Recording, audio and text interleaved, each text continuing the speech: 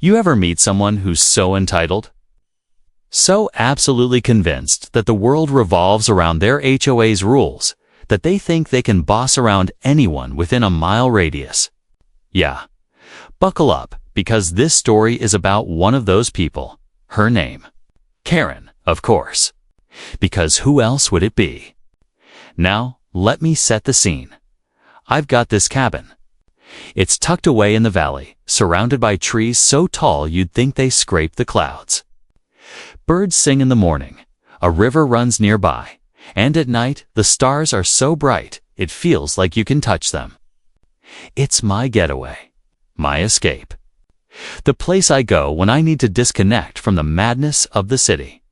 What most people don't know, though, is that I don't just own the cabin. I own the entire valley. Yep, every acre of land, every tree, every stretch of road, it's mine. Bought it years ago. Long story short, an old family trust, some savvy land investments, and a lot of patience turned me into the guy who holds the title to the whole thing. But I don't exactly walk around with a neon sign that says, "Landlord of the Valley." I just live quietly, mind my business, and let people do their thing as long as they respect the land. And for the most part, people do, except Karen. Karen is the self-appointed sheriff of the HOA that borders the north end of the valley. She doesn't own much more than her 2,000-square-foot McMansion squeezed into a cul-de-sac of identical houses. But in her mind, she runs the place. She walks around with a clipboard, sunglasses that look like they were stolen from a 90s mall kiosk, and a phone she uses like a weapon, dialing faster than a cowboy draws his gun. Anyway, here's how it all started. It was late spring. The kind of day where the grass is so green it looks fake. I was at the cabin, stacking some firewood, when I noticed a car slowly creeping down the dirt road. A white SUV, and not just any SUV, the kind plastered with an HOA bumper sticker and a personalized license plate that screamed, "I'm important." Out steps Karen, clipboard in hand. Now, keep in mind, this cabin is not in her HOA, not even close. Her HOA technically ends at the paved road a mile north. But here she was, stomping down my dirt driveway like she owned the place. "Excuse me?" she shouted before I could even say hello. "You can't just be here." I raised an eyebrow. I'm sorry. What? "This property is under HOA regulation," she snapped, adjusting her sunglasses. "And you're violating multiple rules." I had to bite my tongue to keep from laughing. Really? Which rules would those be? She flipped her clipboard dramatically, like she was about to unveil a criminal record. For starters, no unapproved structures. That cabin doesn't look like it was approved. And the firewood? That's a violation of community appearance standards. At this point, I couldn't resist. I leaned against the stack of firewood and said, "Ma'am, I think you're a little lost. This isn't part of your HOA." Karen gasped like I had insulted her bloodline. "Excuse me?" "I've been president of the Willow Creek HOA for 6 years. I know every inch of this valley." Oh boy. That's when I realized Di was dealing with peak Karen energy. The type that doesn't back down even when faced with facts, logic, or the law. So I smiled. "Well, you may know every inch of Willow Creek, but this?" I pointed around. "This isn't Willow Creek." Her face turned red. She pulled out her phone. "If you don't comply, I'll have no choice but to call the authorities." And right then and there, Karen dialed 911. Now, let me pause. If you're thinking, she really called the cops over a cabin? Yep, she did. Within 20 minutes, a sheriff's car came rolling down the dirt road. The deputy stepped out, looking more amused than anything. Karen ran up to him like she had just found backup for her crusade. "Officer, thank goodness you're here. This man is trespassing and building illegal structures on HOA property." The deputy looked at me, then at the cabin. Then back at Karen. "Ma'am, this is not HOA property." But Karen wasn't done. "Yes, it is. I have jurisdiction.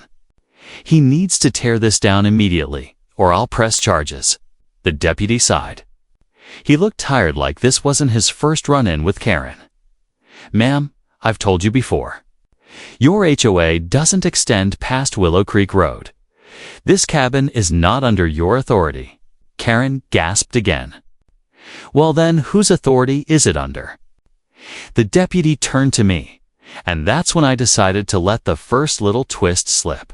I smiled. "Mine?" Karen frowned. "What do you mean? Yours?" I crossed my arms, leaning casually against the porch railing. "I own the valley." The look on her face, priceless. Like someone had just told her Starbucks was out of pumpkin spice in October. But here's the thing. Karen wasn't about to give up. Oh no. If anything, my little reveal made her double down. And that was just the beginning. Asterisk, asterisk now. You'd think that after I told Karen I owned the valley, she'd pack up her clipboard, hop in her SUV, and drive back to wherever it is that HOAs hold their secret meetings about mailbox paint colors. But no. Not Karen Todd. Karen had the type of stubbornness you usually only see in toddlers refusing to eat vegetables. The kind that doesn't care about logic, facts, or even the presence of a sheriff standing right there. She crossed her arms, tilted her head, and smirked. "Oh, please. You expect me to believe you own this valley?" I just shrugged. "Believe whatever you want." The deputy, clearly trying to keep this from turning into a circus, stepped in. "Ma'am, unless you've got evidence of a crime, there's nothing to enforce here." But Karen wasn't letting go that easily. She leaned in, her voice lowering to that condescending tone people use when they think they're smarter than everyone else. "Officer, men like him. They say they own land all the time, but I'll bet you he's just squatting here. Probably doesn't even have running water. Look at that firewood. Look at that cabin. You expect me to believe it's legal?" I couldn't help myself. "Karen, do you want to see the deed?" She blinked, caught off guard for half a second. "The what?" "The deed. You know, the legal document that proves ownership? Because I've got it." I started walking toward the cabin, fully intending to pull out the fireproof box I kept all my important papers in. But Karen shouted after me like I was making a run for it. "Don't you dare go hiding evidence." The deputy pinched the bridge of his nose. "Ma'am, he's not hiding anything. He's offering to show proof." Still, she marched right behind me, muttering under her breath like she was narrating her own episode of Dateline. MMH, MM. Sure. Classic squatter move. Distract the officer while you falsify documents. By the time I came back out, I was holding a stack of papers. The original deed, the tax records, and even a topographic map showing the valley boundary lines all in my name. I handed them to the deputy, who gave them a quick scan. "Yep, looks legit." Karen snatched the papers right out of his hand. She squinted at them like the letters were going to rearrange themselves and spell out "gotcha. You fraud." But of course, they didn't. She finally said, puffing up. "Anyone can print papers. That doesn't mean anything." At that point, I realized something very important. Karen didn't actually care about the truth. She cared about control. And she wasn't about to admit she'd just wasted the sheriff's time. So, she pivoted. "Fine, let's say you do own the land. That still doesn't excuse the violations." I raised an eyebrow. "Violations? Of what?" "The HOA code," she barked. "Even if this isn't officially under our HOA, the standards still apply to maintain property values in the area. Now." I couldn't help it. Ty laughed. Loud. Probably louder than I should have. "Karen, let me make this perfectly clear. Your HOA has zero authority here. None. This cabin isn't in your jurisdiction. The only person you're embarrassing right now is yourself," the deputy added. "Ma'am, he's right. Your HOA has no power out here. You need to head back home." But Karen just squared her shoulders like she was about to go to war. "We'll see about that." And with that, she stormed back to her SUV, tossed her clipboard onto the passenger seat, and screeched down the dirt road, kicking up a cloud of dust behind her. The deputy watched her go, shaking his head. "She's called in about half a dozen bogus complaints this year." I'd ignore her. "Just be aware she doesn't let things go." I nodded. "Trust me, I already figured that out." The sheriff tipped his hat and left too, leaving me in the quiet hum of the valley again. For a few hours, things felt normal. I chopped some more wood, grilled up a couple steaks, and even sat on the porch with a beer, listening to the crickets start their evening chorus. But deep down, I knew it wasn't over, and I was right. Because the very next morning, Karen came back. Only this time, she wasn't alone.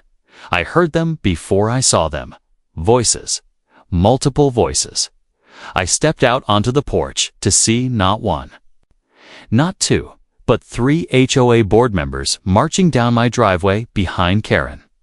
One was a balding guy in a golf shirt. Another was a woman in yoga pants holding a reusable water bottle like it was a gavel. And the last one looked like he hadn't smiled since. 1983. Karen strutted in front like she was leading a parade. There he is. The squatter I told you about. The yoga pants woman gasped, whispering to the others. That cabin doesn't match the aesthetic guidelines at all. The balding man cleared his throat. Sir, we've come to formally inform you that your structure is in violation of Willow Creek HOA standards. I sipped my coffee slowly, letting the steam rise into the chilly morning air. And what authority do you think you have here? The man puffed up. As elected board members, we represent the collective property owners of Willow Creek, and we demand compliance. I set my mug down, looked each of them in the eye, and said, This isn't Willow Creek. This is my valley. You're trespassing. Karen laughed. Oh, you think you can scare us with that little ownership fantasy? We've got lawyers, big ones. And if you don't remove this cabin in 30 days, we'll take you to court. I almost thanked her for the entertainment. By all means, I said, grinning. Take me to court. I'll be sure to bring my lawyer and the title to the valley. That shut them up for a moment. But not for long, the yoga pants woman hissed. You're destroying the harmony of our community. The property values? That's when I decided to drop a breadcrumb. Not the whole story, just a little taste of what was coming. I said, You're worried about property values. But you're HOA. Technically, you're all leasing the land. Karen tilted her head. What are you talking about? I smiled. Oh, nothing. Just a little detail in your deeds you might have overlooked.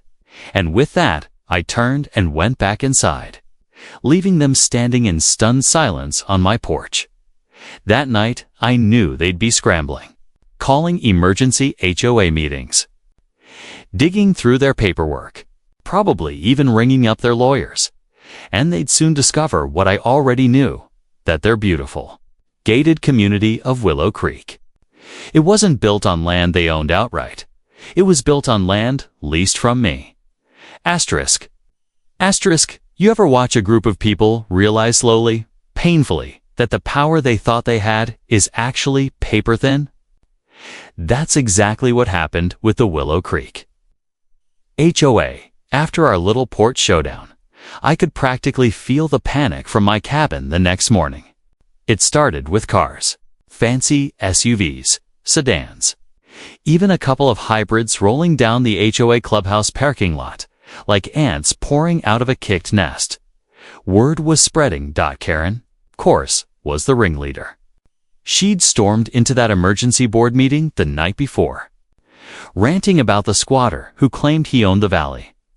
And like any good Karen, she didn't just complain, she rallied her troops. Now, I wasn't there, but I later heard how it went down. Picture this, a dozen homeowners, sitting in folding chairs, sipping sugar-free sodas, all glaring at Karen as she slapped her clipboard on the table. "This man," she declared, "is trying to intimidate us with lies. He claims we don't own our homes. That we're, what did he say? Leasing the land." Gasps, murmurs. Someone dropped their gluten-free muffin. One brave soul asked, "Wait, is that true?" Karen waved it off. "Of course not. We're homeowners. We have rights. Don't let him scare you." But then someone, probably the quiet, accountant-looking guy who rarely speaks, pulled out his deed. And there it was, clear as day. A clause stating the land was held under a renewable land lease. Cue the chaos. People started flipping through their paperwork, texting their spouses, calling lawyers. And Karen. She doubled down, insisting it was just legal jargon and meant nothing. But deep down, they knew the land their McMansions sat on. The pristine cul-de-sacs, the landscaped entryway, even the community pool. It was all part of my valley now. While they were busy unraveling, I was living my best life. I grilled salmon that night, poured myself a glass of whiskey, and sat out on the porch listening to the river. But peace doesn't last long when Karen's involved. Because the next day, she came back, and this time she brought reinforcements again, but not just board members. Oh no, she brought a lawyer. A tall guy in a cheap suit, carrying a briefcase like it was a weapon. They marched up my driveway like they were about to stage a coup. Karen pointed at me dramatically. "There he is. The fraud. The manipulator." The lawyer cleared his throat. "Sir, my client informs me that you've been making false claims regarding ownership of Willow Creek property." I leaned back in my porch chair, sipping coffee. "False claims, huh? Want to see the deed again?" He hesitated. "Where?" "Prepared to file an injunction, if necessary." I chuckled. "By all means, file away. Just know that the last lawyer who tried that left with fewer billable hours than he planned." Karen hissed, "Don't get cocky. We'll win in court." I set my mug down slowly. "Karen, do you really want to test me in court? Because the moment you do, all your neighbors are going to find out that their HOA fees aren't paying for anything that actually matters. You know why? Because I hold the ground under their homes. And if they dig deep enough, they'll find out the lease renewal is coming up soon." The lawyer blinked. Karen froze. That was the first time I saw her falter. Just for a second. But it was there. She knew I wasn't bluffing. Later that week, the phone calls started. Not from Karen, but from homeowners. At first they were polite, curious. "Hey, is it true you own the valley?" I'd smile and say, "Yep." Then came the nervous ones. "Does that mean we don't own our land?" "Correct. You own your houses, not the ground they sit on." And finally, the panicked ones. "What happens if you don't renew the lease?" I'd let a long pause hang in the air before saying, "That's up to me." The silence on the other end of the line was always delicious. But Karen. She wasn't done. When she realized legal threats weren't scaring me, she pivoted to something more. Underhanded late one night, I heard footsteps, crunching gravel, whispered voices. I grabbed a flashlight and stepped out onto the porch. The beam of light landed on 3 figures: Karen and 2 board members snooping around my cabin. Karen yelped, shielding her eyes. "We were just touch-checking for violations." I smirked. "Violations? At midnight?" The yoga pants woman stammered, We thought we heard a noise." I lowered the flashlight slowly, keeping my voice calm. "You do realize this is trespassing, right? I could call the sheriff." Karen straightened up, trying to look brave. You wouldn't dare. I stepped closer. Try me. For once, she backed down. They scrambled off into the night, but I knew that wouldn't be the last of it. The very next morning, a certified letter showed up in my mailbox, an official HOA notice of violation. It listed a dozen absurd complaints: improper firewood stacking, unapproved exterior design, failure to maintain landscaping consistent with community standards, and my favorite, cabin not painted in HOA-approved colors. I laughed so hard, I nearly spilled my coffee. They were actually trying to find me. I drafted a quick reply, attaching a copy of the Valley Deed, and sent it back with one line in bold. Your authority ends at Willow Creek Road. Any further harassment will result in legal action from me. But the thing about people like Karen, they don't stop when they're wrong. They just dig deeper. That evening, I overheard something while fueling up at the local gas station.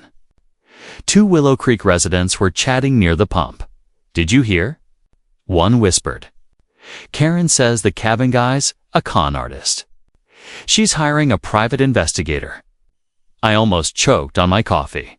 A private investigator. For what, living in my own valley? Still, the idea amused me. Let Karen waste her HOA's money. What I didn't realize then, though, was that this little investigation of hers would dig up something that would blow the whole situation wide open. Because while Karen thought she was exposing me, what she actually uncovered was a decades-old clause in the land agreement, a clause that would put her and her entire HOA at my mercy. But I'll get to that, because before that bombshell dropped, Karen made one last desperate move. She tried to turn the whole valley against me. Asterisk, asterisk. If there's one thing I've learned about people like Karen, it's this: when they lose power, they don't admit it. They don't step back, take a breath, and say, maybe I was wrong. No, they double down. They go louder, crazier, and more desperate. And that's exactly what Karen did. It started small. Flyers, one morning. I drove past Willow Creek Road and noticed bright neon paper stapled to the community bulletin board. Bold black letters screamed, "Warning, fraudulent landowner in area." Below it, a blurry photo of me standing on my porch. The caption read, "Squatter claiming to own the valley. Dangerous manipulator. Do not engage." I almost laughed myself off the road.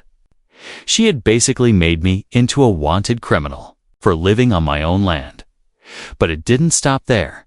By the end of the week, Karen had sent out a community-wide email labeling me a hostile squatter, claimed I was forging documents to trick people into giving up their homes, and my personal favorite, warned parents to keep their kids away from the strange man in the cabin.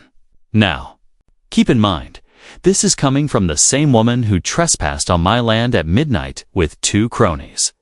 The hypocrisy, off the charts. At first, I ignored it.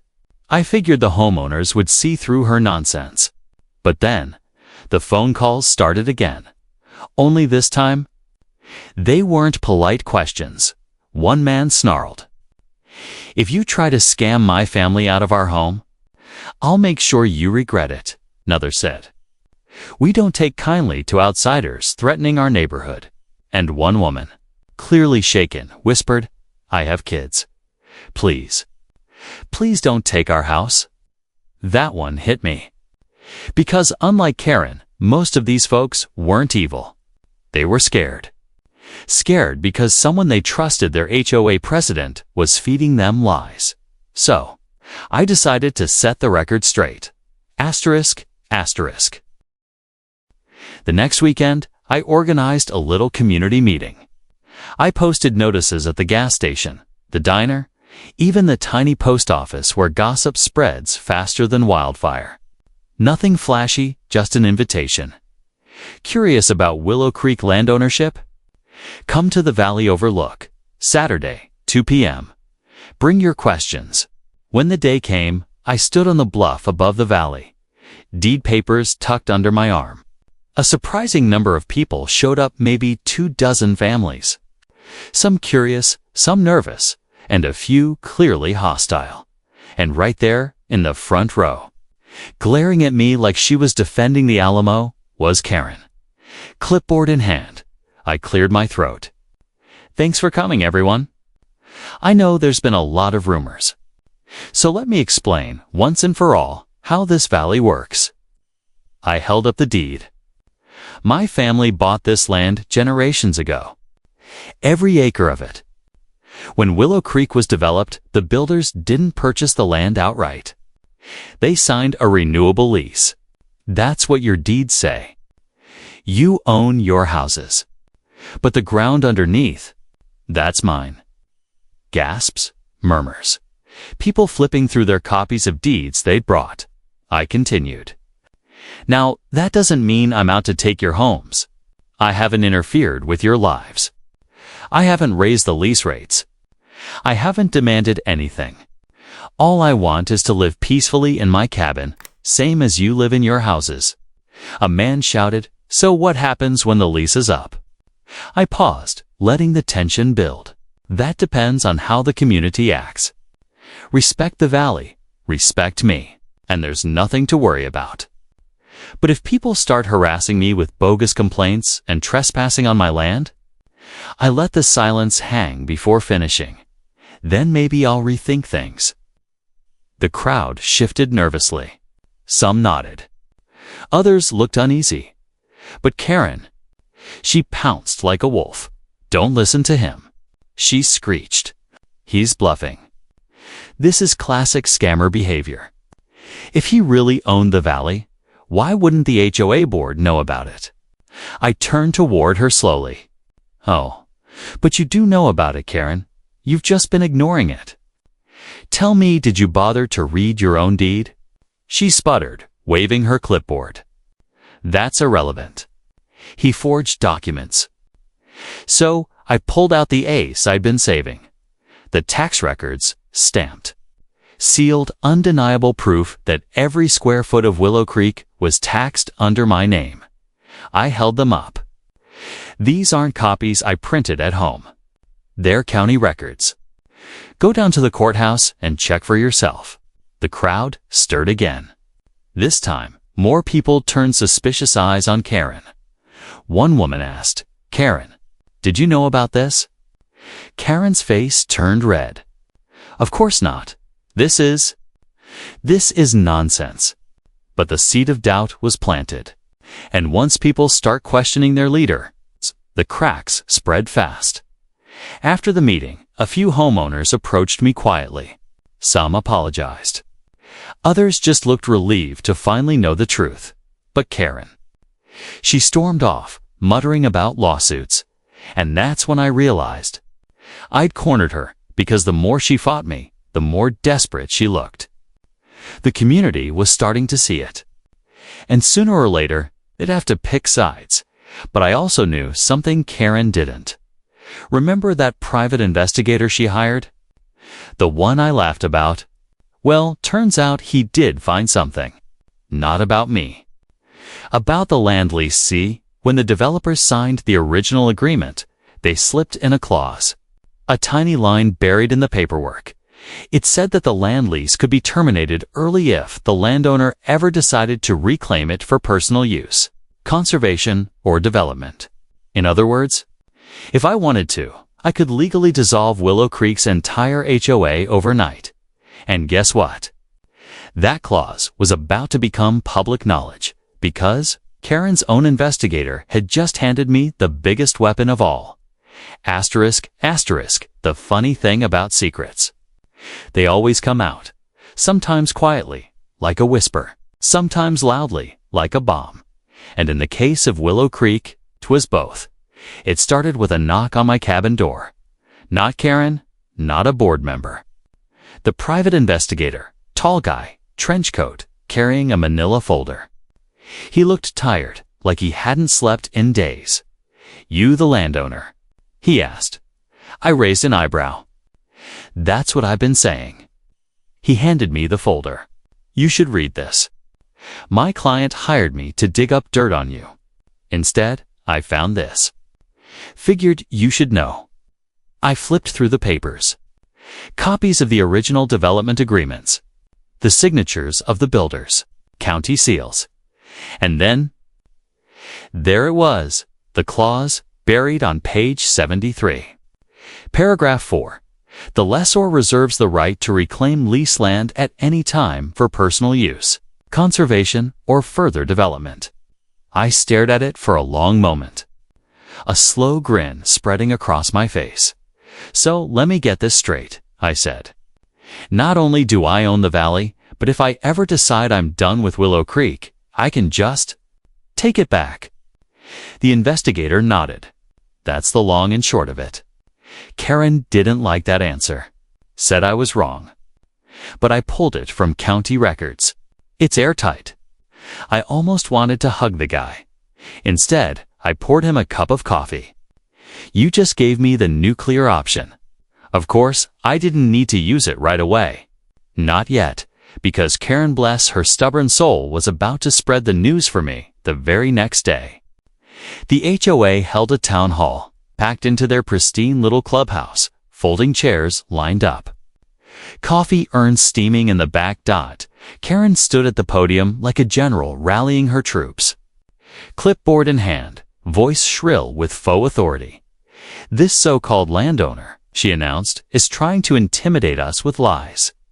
But don't worry, have everything under control. Our lawyers are handling it. Right about then, one of the homeowners stood up.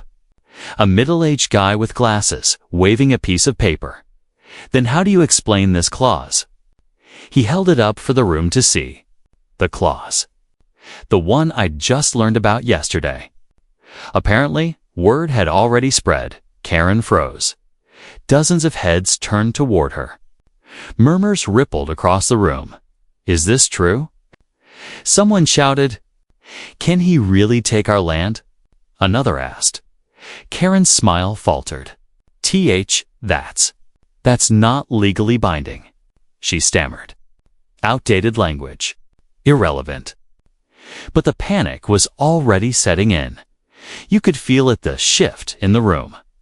For the first time, people weren't looking at me like the villain. They were looking at her, the one who had promised them security, control, and property value protection. And now it was crumbling. Meanwhile, back at my cabin, I sat by the fireplace, sipping whiskey, listening to the chaos unfold in my head. Because here's the thing about people like Karen. When cornered, they don't back down. They lash out, and lash out she did. That night, I was woken up by headlights sweeping across my cabin walls. I stepped out onto the porch and saw Karen's SUV parked crooked in my driveway. She stumbled out, clearly furious, clutching her clipboard like it was a shield. "You think you've won, don't you?" she hissed. I crossed my arms. "I don't think I know." She jabbed her pen at me like it was a dagger. "You won't get away with this. I'll sue you. I'll call every lawyer in the county. I'll go to the media. People need to know what kind of fraud you are." I just leaned on the porch railing, calm as ever.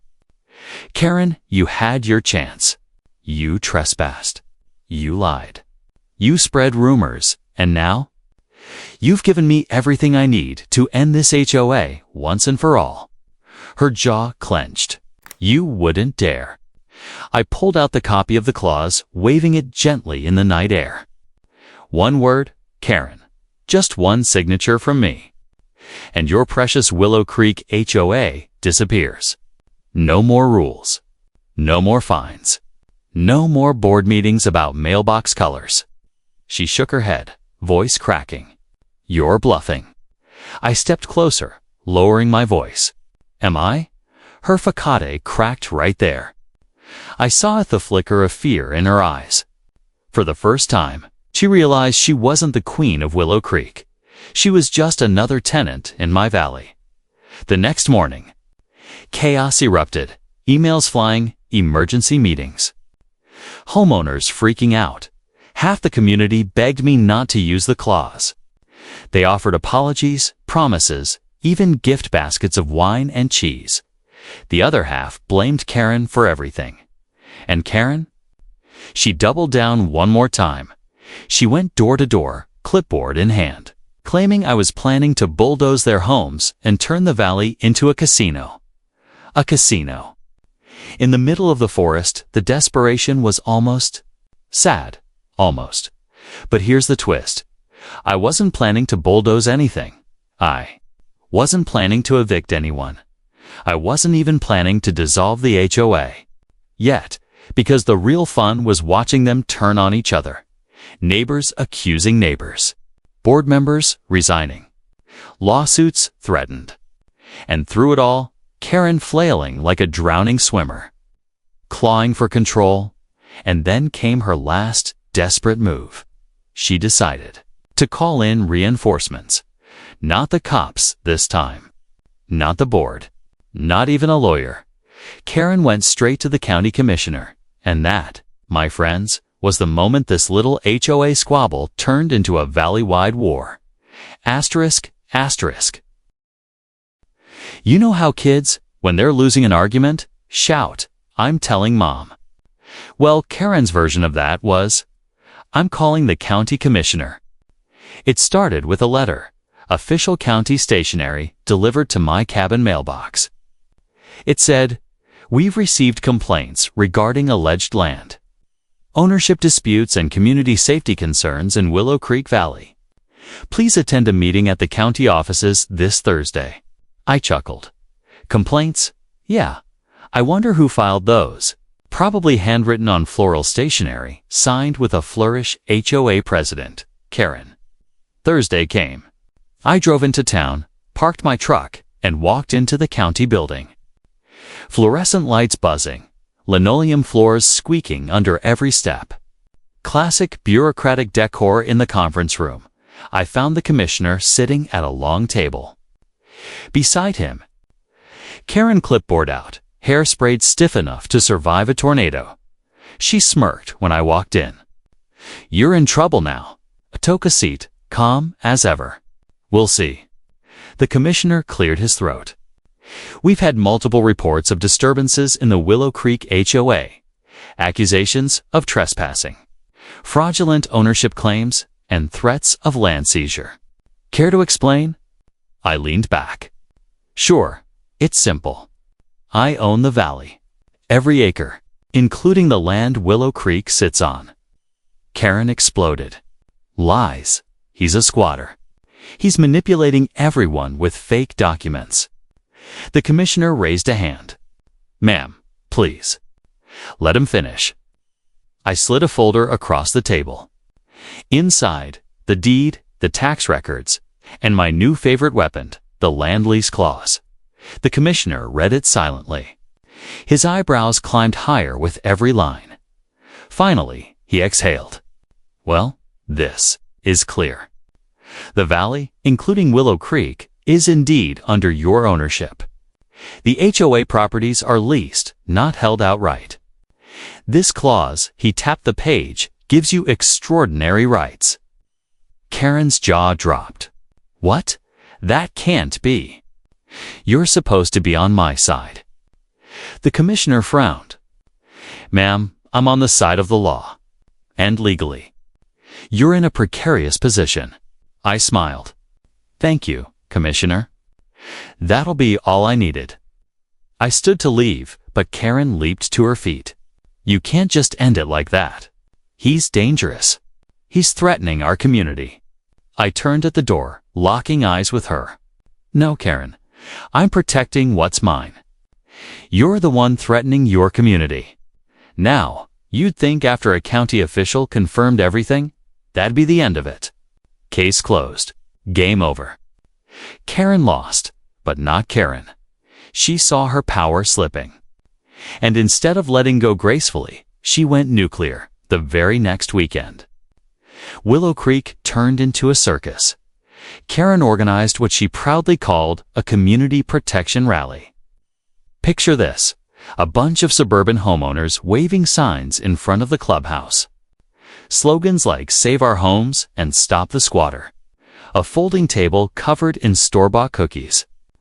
A microphone squealing with feedback as Karen shouted into it like a politician at a campaign rally. "Neighbors," she cried, "this so-called landowner thinks he can bully us out of our homes. Are we going to let him?" The crowd roared, "No." "Are we going to fight back?" "Yes." I watched from the overlook above the valley, sipping iced tea, shaking my head. It was equal parts hilarious and sad. But then, Karen crossed a line. She pointed up toward my cabin, her voice venomous. "That man is a threat to our families. He wants to take your land. He wants to destroy everything we've built. And I say, if the county won't stop him, we will." The crowd erupted. And in that moment, I realized Karen wasn't just annoying anymore. She was dangerous. That night, rocks hit my cabin windows. Spray paint appeared on my fence. "Get out." Someone even slashed the tires on my truck. For the first time, I wasn't just amused. I was angry. They wanted war. Fine. They'd get war. The next morning, I made a few calls. First, to my lawyer. Not the kind Karen bragged about hiring, the kind with entire law libraries, memorized, and enough courtroom presence to make judges sweat. Second, to the county commissioner. I politely reminded him that harassment, vandalism, and threats were now involved. He assured me the sheriff would be paying visits. And finally, a third call. To a land developer I'd done business with years ago, because if Karen wanted to play hardball, I had the ultimate trump card. Development rights. Remember that clause? The one that let me reclaim land for personal use, conservation, or development. Yeah, that word carried a lot of weight. The following week, I dropped a bombshell on the HOA. I posted a notice on their community bulletin board. Big, bold letters. Notice of land use review. Willow Creek lease subject to termination pending development interest. Within an hour, my phone blew up. "Are you serious?" One man screamed, "You're going to tear down our homes." I stayed calm. "That depends on your HOA leadership. They've been harassing me nonstop. If they keep it up, maybe I decide development is the better option." Silence on the other end. Then a quiet Karen did this, didn't she? Bingo, by the end of the week, Willow Creek was in chaos. Half the residents were begging me not to go through with it, offering peace, compromise, anything. The other half were furious at Karen. The board started to fracture. Resignations piled in. Neighbors who used to wave at each other were now shouting across lawns. And in the middle of it all, Karen, doubling down, insisting I was bluffing. But the problem was, I wasn't bluffing because the developer I'd called. He was very interested, and if Karen kept pushing, I was more than ready to let him turn Willow Creek into something new, something that didn't involve her clipboard, her rules, or her HOA. That was the moment I realized this wasn't just about a cabin anymore. It wasn't even about land ownership. This was about who controlled the future of the valley. And Karen wasn't just losing. She was unraveling. Asterisk, asterisk, the funny thing about power. It doesn't just disappear. It rots, and when it rots, it stinks. That's exactly what was happening in Willow Creek. After my notice of land use review went public, the HOA cracked like an old fence in a storm. Board members resigned left and right. The treasurer gone. The secretary vanished without a word. Even Karen's so-called best friend on the board quietly sold her house and moved away. And yet, Karen remained stubborn, defiant, desperate. She doubled down on her door-to-door campaign, knocking on houses like a politician on election day. Clipboard in hand, wild eyes darting as she begged her neighbors to stand strong. But something had changed. Before, people nodded politely, signed her petitions, even baked cookies for her. Now, doors slammed in her face. People shouted things like, "You caused this mess. Leave us alone, Karen. We're done with the HOA. Her kingdom was crumbling, and she knew it. Meanwhile, I was enjoying the show every morning. I'd sip coffee on my porch, binoculars in hand, watching her march around like a dethroned queen trying to rally peasants who'd already found new leadership. And the best part? She didn't know that I was the one feeding those cracks. See, I'd been having quiet conversations with certain homeowners. Strategic conversations. Look, I don't want to evict anyone, I'd say. But if Karen keeps pushing me, development is back on the table. You understand, right? They understood. Loud and clear by the time I was done. Karen's strongest allies had flipped. Some of them even started showing up at my cabin with homemade pies, trying to build bridges. One guy even mowed my grass without me asking. That's when I realized the HOA wasn't fighting me anymore. They were fighting her. And that's when Karen started to unravel. I'll never forget the night it happened. I was reading by the fire when I heard frantic banging on my door. I opened it to find Karen, hair disheveled, eyes wild. Clipboard missing for the first time ever. You, she gasped, pointing a trembling finger at me. You turned them against me. I leaned on the doorframe, calm. Karen, you did that all by yourself. She shook her head violently. No, they loved me. They trusted me. I built Willow Creek. And you, she jabbed her finger into my chest. You poisoned them. I sighed. Karen, you built a prison. And you called it a community. Her voice cracked. I was protecting them from people like you. I stepped closer, my voice dropping low. No, you were protecting your control, and now it's gone. She stumbled back, eyes wide like she'd been slapped.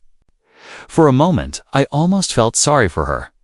Almost, then she hissed. This isn't over, and fled into the night. The next morning, it was official. Karen had been voted out. An emergency meeting was called.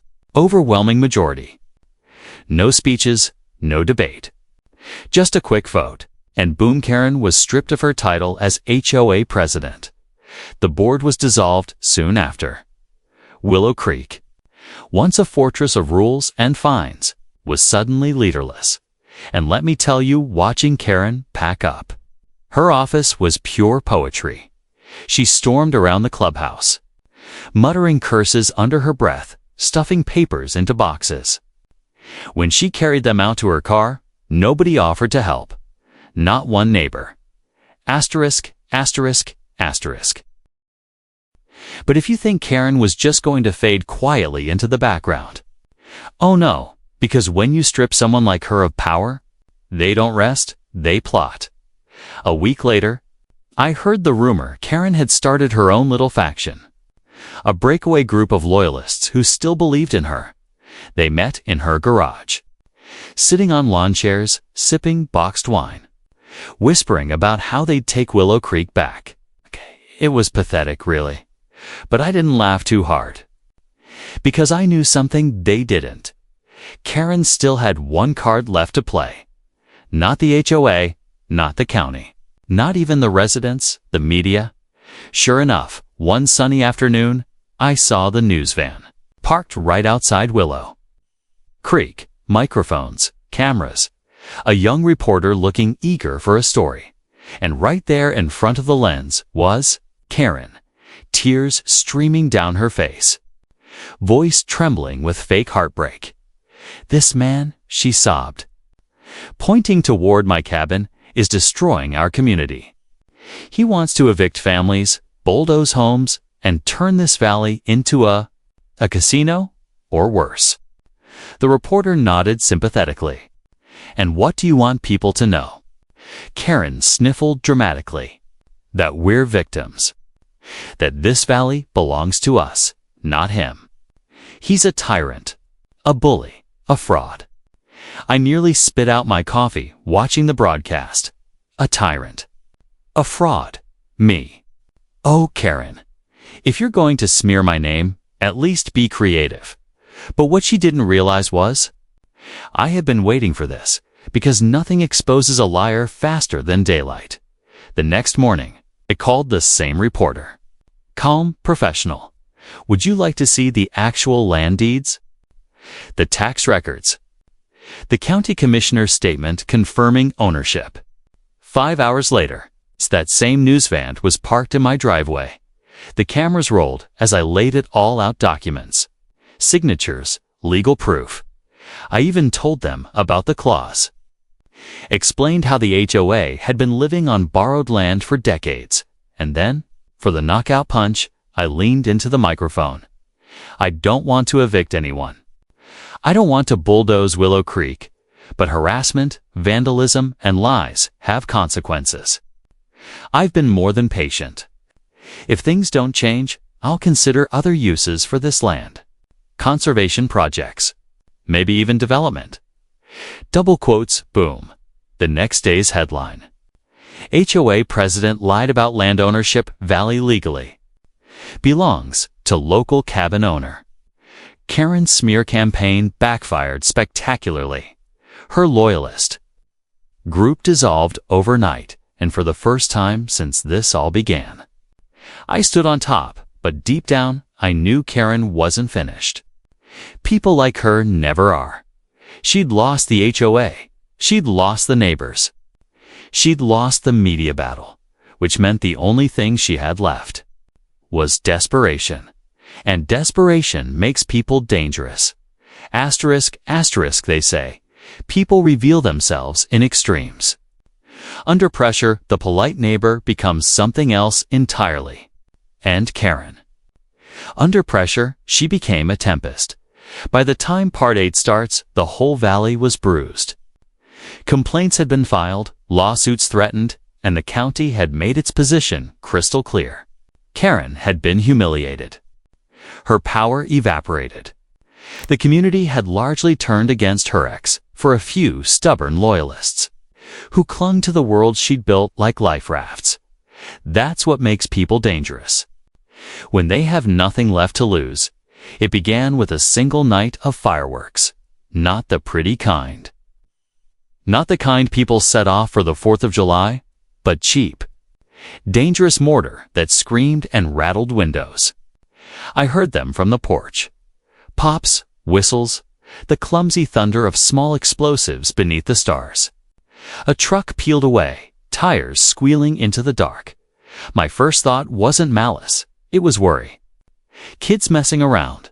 Reckless teenagers. But the next morning, someone had barricaded my mailbox with a fence post. Smashed glass on my path. Spray paint that read, "Leave," across my back gate. That's when I started to get calls again, not curious neighbors this time, but people reporting escalating vandalism. The sheriff made the rounds, took notes, and muttered that the hate campaign had crossed into felony territory. And then the nasty little escalation I hadn't anticipated. A rushed, frantic call from the county office. Karen had filed an emergency petition requesting a temporary restraining order against me. Her claim, I was an imminent threat to the community's safety and had been engaged in suspicious activity near homes. She wanted me banned from certain areas pending a hearing. It was ridiculous on its face, and a perfectly crafted legal poison pill. TROs are blunt instruments. They can tie someone up and make life miserable in short order, even when baseless. Courts sometimes issue them temporarily if a petitioner convinces a judge. There's an immediate danger, the sheriff told me. About it over the phone in a tired voice. They've got a hearing this week. You'll want counsel. Don't do anything that looks bad. Stay off the HOA roads until this clears. Stay off the HOA roads. Pretend I didn't own the land I'd been walking for years. That little command felt like spit in my eye. I called my lawyer. He was blunt. We can get it dismissed. But she's playing hardball. She's got a pile of witnesses who'll swear you're aggressive. And the judge hates messy fights where people throw rocks at each other. Keep your head down. Gather evidence. You need proof she's orchestrating this. Evidence. Proof.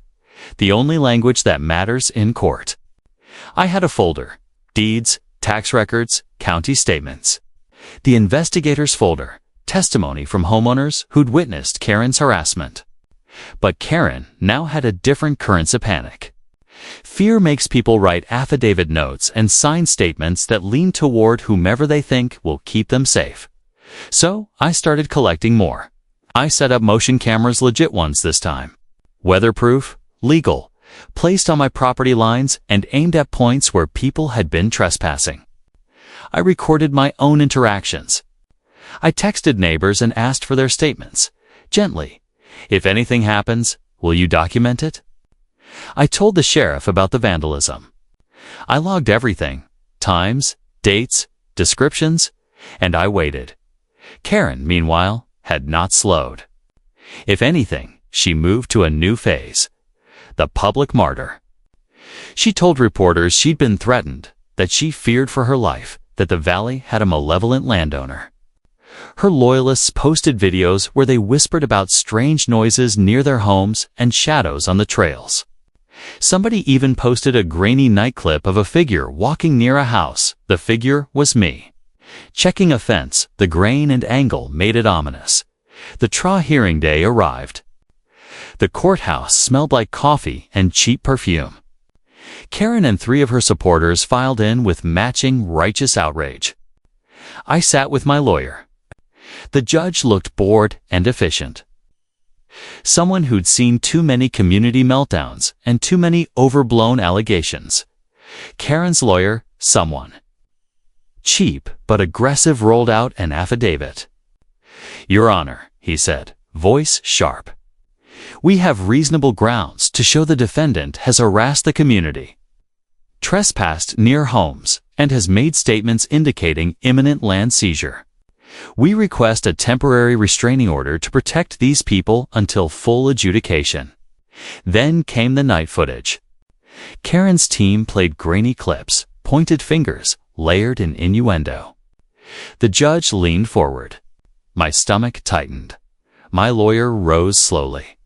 He showed the deeds. He presented county confirmation. He offered witness affidavits from homeowners who had seen Karen trespass on my property. He flipped open to exhibit after exhibit of the vandalism reports, police notes, and the private investigator's findings. He had the motion camera footage queued up. The grainy, guilt-inducing clip Karen loved. We could place it. It was me walking along a boundary line on my land, checking a fence I'd repaired after a storm. The timestamps matched my earlier log, which I'd texted to a neighbor who'd taken a photo. We kept the right tone. Factual, .com, immovable. This was what the judge respected. Evidence, not posturing, the judge sighed. He looked at Karen. He looked at me. He asked a few pointed questions. Ms. Harper, he said, why didn't you call the sheriff during these alleged incidents? Why do most complaints involve your statements rather than direct calls to law enforcement? The room shifted. Karen's mouth opened like a guppy. She hadn't expected that line of questioning. After a long, awkward few minutes, the judge ruled. The trial denied. He admonished Karen for escalating a private dispute into public panic. He warned both sides to seek civil remedies rather than theatrics. He also set a discovery order. Both parties had to exchange records. Depositions were possible. Karen left the courtroom trembling. Her attorneys looked like they'd been splashed with cold water. For the first time since this mess began, she appeared vulnerable. You'd think that would quiet her. For a while, it did. But desperation breeds lunacy. 2 nights later, there was a blaze. Not at my cabin, thank God, but at the Willow Creek clubhouse. Flames licked the dry wooden siding. Smoke poured into the night. Someone had torched the back door. The volunteer firefighters showed up and did their job. But the damage was done. Scorched walls, singed roofing, ash drifting like confetti across the parking lot. I stood at my porch, watching the orange glow on the horizon. The sheriff called. "We don't have suspects yet. But the timing is odd. You okay?" I told him I was fine. Felt anything but.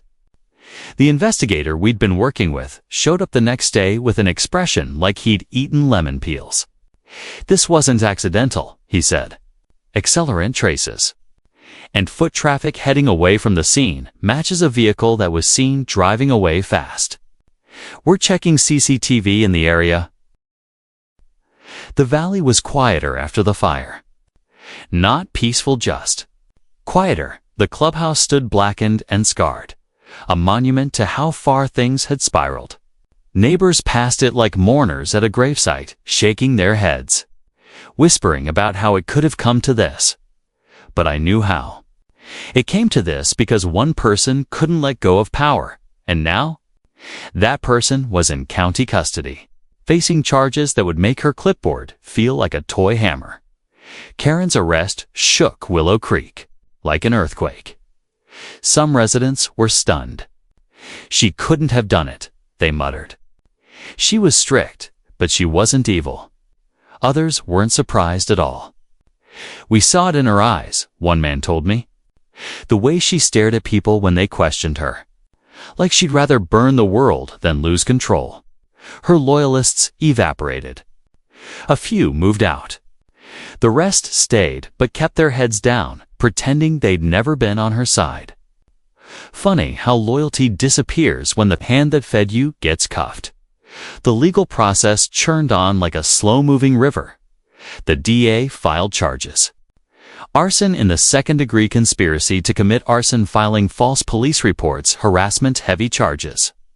Enough to guarantee court dates, hearings, depositions. I was called in to testify. So were several neighbors. The investigator. Even the county commissioner. Every time I stepped into that courthouse, I saw Karen sitting at the defendant's table, her once perfect hair limp. Her eyes ringed with sleeplessness. She'd glare at me sometimes, but it wasn't the same fire. It was the glare of someone who knew the fight was over. Meanwhile, Willow Creek was in limbo. The HOA. Gone. Dissolved by unanimous vote after the fire. The bank accounts were frozen, pending investigation. The rules, the fines, the endless board meetings, poof. For some residents, it was liberating. "I can finally paint my house blue," one guy said, grinning ear to ear. Another laughed, "I'm putting up a 12-foot flamingo in my yard, just because I can." But others felt lost. They'd built their whole lives around rules and order. Without Karen and her iron grip, they didn't know what to do. That's when the county stepped in. They proposed a simple structure. A community advisory council. No president. No board with unchecked power, just a rotating group of volunteers who met quarterly with county reps to discuss concerns. The council couldn't fine anyone. Couldn't dictate mailbox colors. All they could do was make recommendations and handle shared spaces like the park and the rebuilt clubhouse. At first, people were skeptical. But slowly, they warmed to the idea. It was democracy without the dictatorship. And me. Well, I was still the landowner. Still the man with the claws in his back pocket. But I'd learned something during all this chaos. Raw power isn't worth much if it poisons the land it's tied to, so I used my leverage differently. I drafted a new agreement. A lease addendum that guaranteed residents long-term security as long as they respected the land.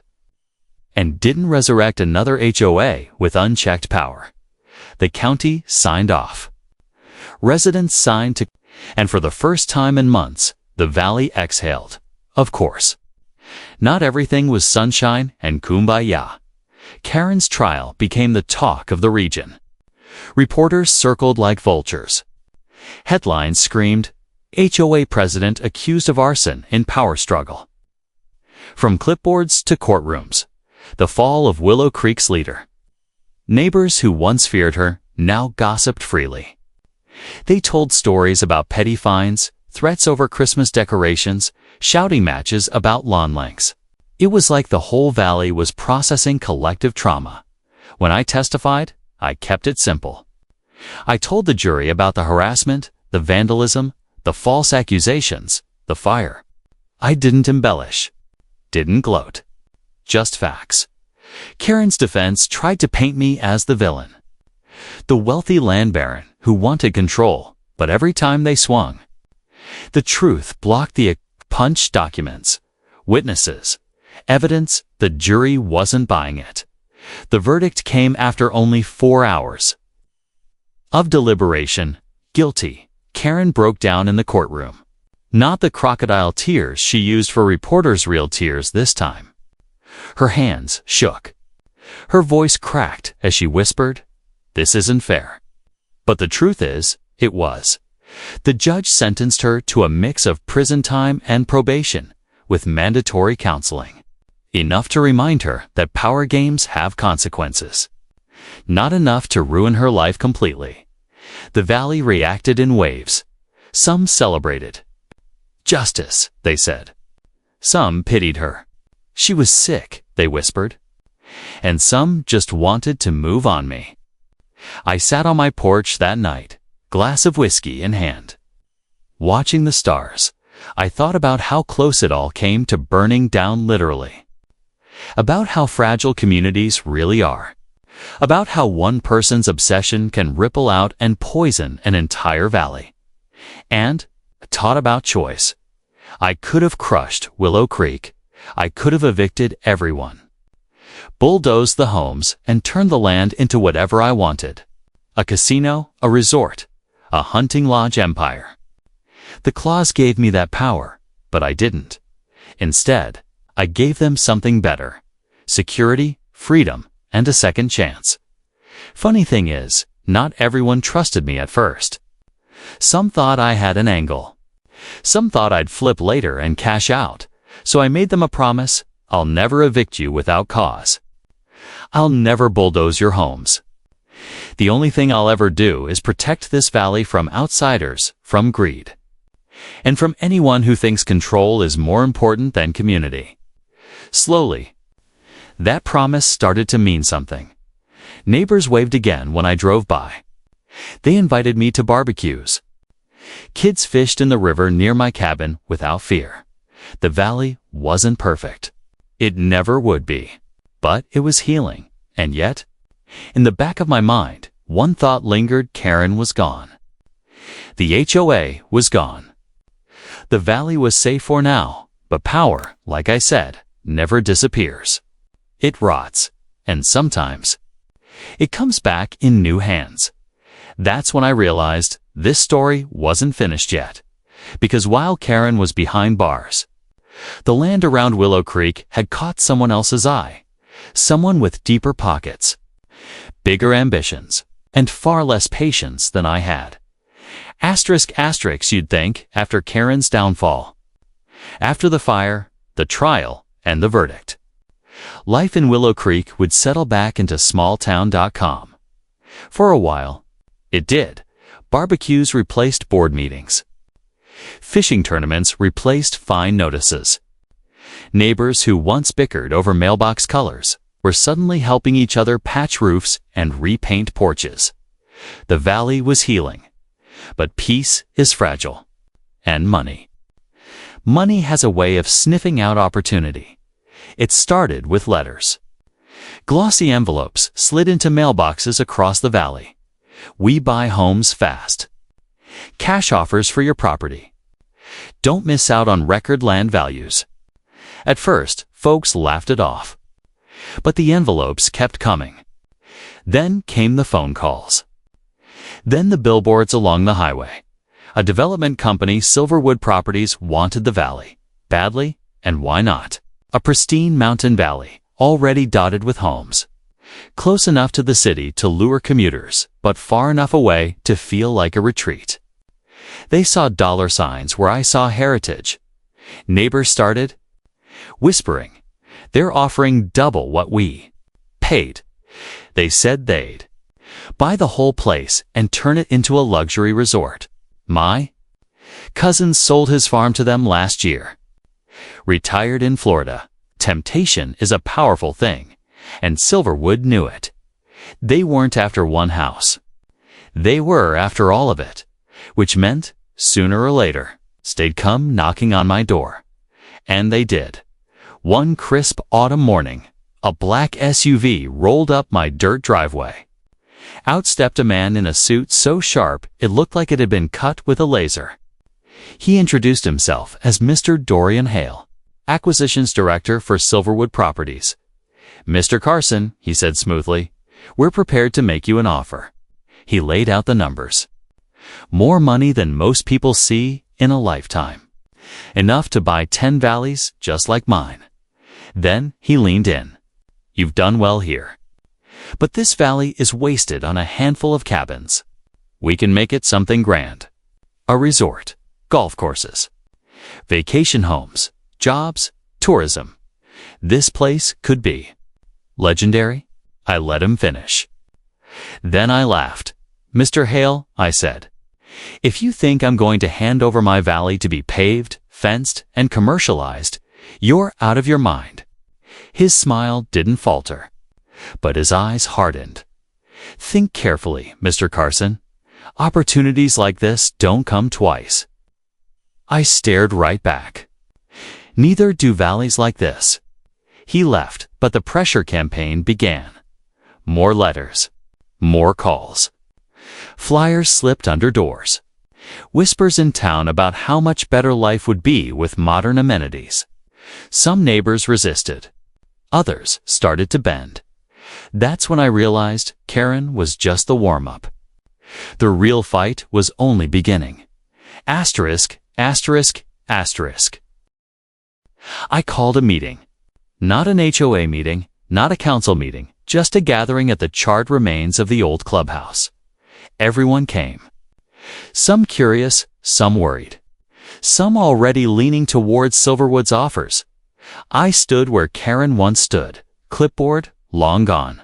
Psst, and I spoke plainly. "You all know what's coming," I said. "Developers see this valley as dollar signs. They don't care about our kids fishing in the river. They don't care about the wildlife.